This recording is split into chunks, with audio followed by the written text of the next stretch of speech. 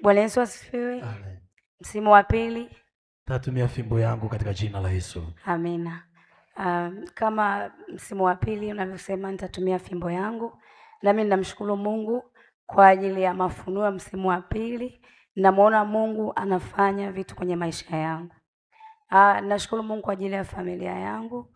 Mungu anafanya mambo makubwa. Tangia nimekuja Glorious, siku zote nasema kwamba sijawahi kujuta.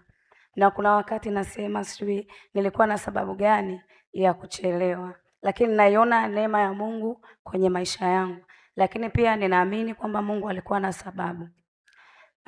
Kipekee nakushukuru Baba kwa ajili ya maombi. Kuna vitu Mungu anatenda. Kuna siku naamini nitakuja hapa na ushuhuda mkubwa na kila mtu atasikia. Bwana Yesu asifiwe. Amina. Kwa leo namshukuru Mungu kwa ajili ya vitu vitatu. Kwanza kabisa namshukuru Mungu kwa ajili ya uzao wangu.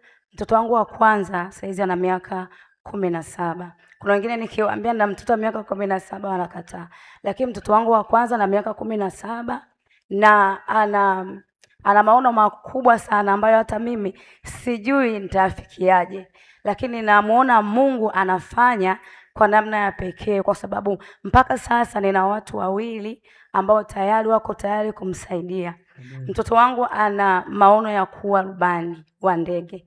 Kwa hiyo nina watu wawili ambao tayari wameonyesha nia ya kumsaidia kutoka hatua moja hadi nyingine. Na hii yote nimeiona katika msimu wa pili. Nilimwambia Mungu akawe na mimi, ile fimbo ambayo naitumia, ninatumika madhabahuni, ninafanya kazi ya Mungu. Mungu akaikumbuke kazi ninayoifanya, akafanye katika familia yangu. Lakini kitu cha pili, ninamshukuru Mungu kwa kibali ambacho ananipatia. Mimi nina miaka zaidi ya 10 kazini, lakini sijawahi kuwa na kibali kama nilichonacho sasa hivi. Nina mwaka mmoja Glorious, lakini nina miaka zaidi ya 10 kazini. Mpaka sasa hivi nimeshaenda balozi zaidi ya 3. Balozi za Tanzania. Yes. Nimeenda balozi ya Uingereza, nimeenda balozi ya Brazil, nimeenda balozi ya Switzerland. Wow. Bwana Yesu asifiwe. Kwa hiyo ninaamini kabisa nitakapofikisha miaka 5 nikiwa ndani ya Glorious, tuombe nisije nikawa tayari nimeshahama nchi. Bwana Yesu asifiwe. Tutarajie lolote kwa sababu spidi ninayoenda nayo ni kubwa. Amen. Na ninaamini kwamba Mungu kuna kitu ameniandalia. Yes. Siku moja nilishuhudia hapa nikasema, niliulizwa ninayo passport. Kwa hiyo niko kwenye maandalizi, hatua ya mwisho. Ninaamini nitakuwa na passport mkononi, na siku moja Baba aliniombea hapa na kwamba tutapandishwa kimataifa. Na ninaziona hatua za kupandishwa kimataifa. Ninachoongea ninakimaanisha.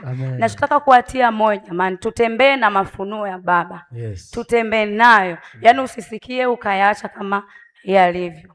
Yes. Na jambo la tatu naomba niweke tu kwa ufupi kwamba ninamshukuru Mungu kwa neema yake, bado anaendelea kunilinda, ameniepusha na mengi, zaidi ya yote ameniepusha na roho ya mauti.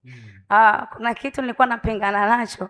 Baba wakati amerudi kutoka mlimani, kuna kitu alikiona.